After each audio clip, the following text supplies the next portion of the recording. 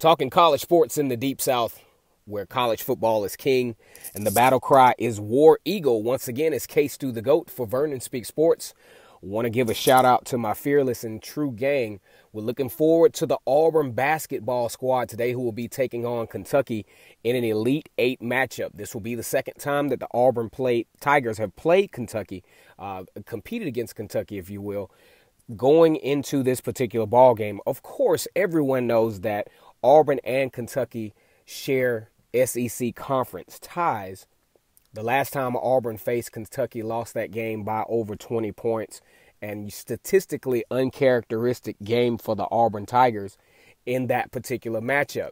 Now, sliding over to the football side of the field, it's no secret that Gus Malzahn has not always been a crowd favorite at Auburn University. As a matter of fact, the seventh-year coach, almost won the hearts of the Auburn fans back in 2017 when he was able to beat Georgia and Alabama within 3 weeks of each other, and both of those teams being number one coming into the matchup.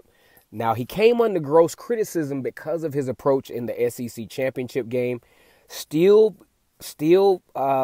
utilizing Kerryon Johnson, who was clearly injured, who showed signs of that injury in the Alabama game late. And I just think the coaching staff did a very irresponsible job in getting the offense prepared, for that particular game in the SEC. Fast forward to spring football practice here in 2019, and Gus Malzahn gives his first interview after live practices. Obviously, Auburn finds themselves in a heated quarterback battle in which it seems from all indication that the 6'5", 200-plus pound quarterback, Joey Gatewood out of Bartram Trail, Florida, highly recruited quarterback for the Auburn Tigers. Many would like to believe that he has comparisons to Cam Newton, at least in the intermediate run game where, it's 3rd down and 2 and you need those 2 yards. You can depend on a guy like Joey Gatewood, as Cam Newton was depended on to do so as well. Another thing we can look at, even though Joey Gatewood is not experienced, at least he gives the opportunity, considering that the run-pass option does ask a lot of the quarterback running-wise. He gives the best opportunity, I feel, for durability and to be able to withstand those blows that you will take as a dual-threat quarterback, especially in the SEC. But the good news is he has 2 other guys around him, Malik Willis and Bo Nix, Cord Sandberg, all guys who could be very effective in variations of the Gus Malzahn run offense. But the praises seem to so far be dominated by Joey Gatewood, as it may appear that if he can continue to separate himself the way he has so far, probably will be the starter when Auburn matches up with Oregon in the Advocare Classic, August the 31st, 2019 in Arlington, Texas. Now, when we talk about some other guys, during the spring football practice who is going to have to emerge, obviously you have a linebacker core that are going to be totally new. You talk about the KJ Downhill Britt.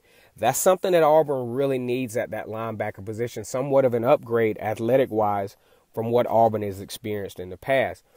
Because, Deshaun Davis, he definitely meant well, definitely a feel-good story. But anything outside of the tackle box, Deshaun Davis was highly ineffective. I mean, covering passes in the intermediate passing game, all but non-existent.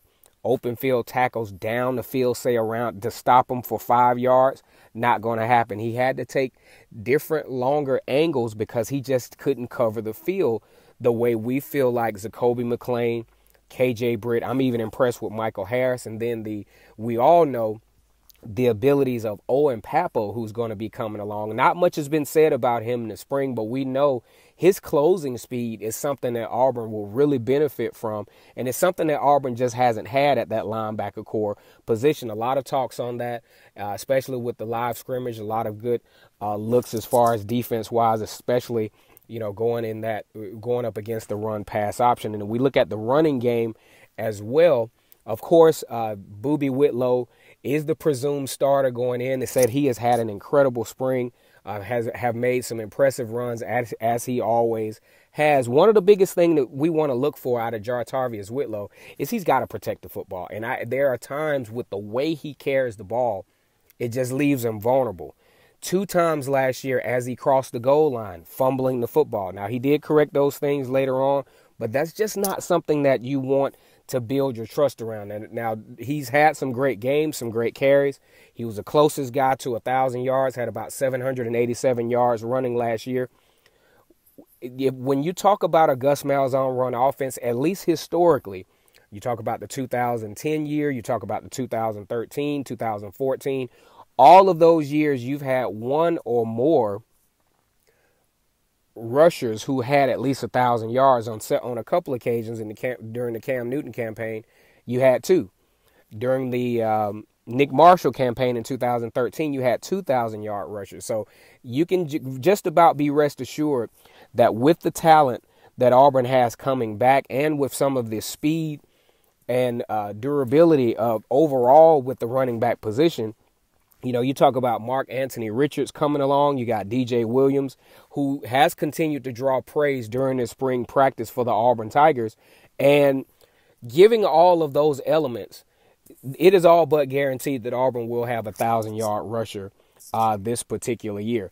Also had some words about Harold Joyner, who's been a very versatile guy in the spring so far. Probably look for a little bit more news out of there. Also, we're looking at Marquise McLean, who had a very nice catch in the scrimmage yesterday. So you really have a lot of encouraging news coming out of this first press conference for Gus Malzahn and the Auburn Tigers, and we'll look for them to continue to get prepared for the upcoming matchup against Oregon in the Advocare Classic. Now, one thing that definitely needs to happen is just have a solid game plan for the Oregon. Don't get so overwhelmed and don't get so overly excited that you get away from what you do best. And Gus Malzahn is an excellent play caller. He has no reason, given the talent that he has around, to feel like you have to do some type of athletic some type of acrobatic preparation like what was done in the Clemson game a few years ago, where he had all 5 quarterbacks in the game at one time.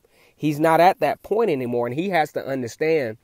And I believe that press conference, the posture that Gus Malzahn had, the confidence in what he feels that his team is going to be able to accomplish, was very encouraging in this particular press conference. It showed a lot of confidence, showed a lot of control. You know, he's still doing the whole head scratching thing. I think that's just him. But he just had a lot more composure in this particular interview. I left watching the interview very, somewhat encouraged.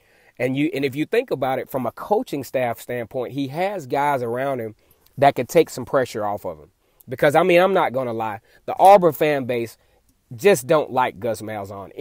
Even if the defense plays bad, they're blaming Gus Malzahn for it. So to take a little bit of pressure off of Gus Malzahn to where he doesn't feel like he's coaching for his life every single game, you bring guys in like Carnell Williams, who doesn't have the experience, but perception-wise, Auburn fans love Carnell Williams. They love Travis Williams. They have a heartburn for, a heartthrob for Cody Burns. So you bring those guys in to help kind of leverage the dislike of Gus Malzahn to kind of balance it out. Because I'm telling you, you go on 24/7 Sports on Facebook or any type of outlet, it is always Gus's fault. And people have to realize there are more elements to coaching college football than just the head coach. You have execution. There are several games last year that just lacked execution. Perfect plays dialed up, but just lacked the execution. So when we go into 2019 season, very encouraging, casually optimistic, a lot more athleticism in some key positions, including the linebacker position. Of course, a wealth of experience returning in the running back position. Anthony Schwartz, Eli Stove, all Sean Shivers, all have that change of pace, Ontario McCaleb type.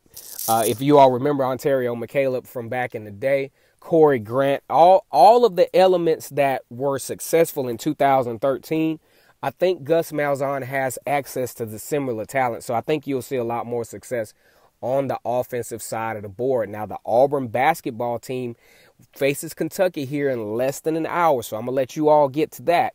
But I just had to throw my synopsis of the Gus Malzahn interview for spring football training.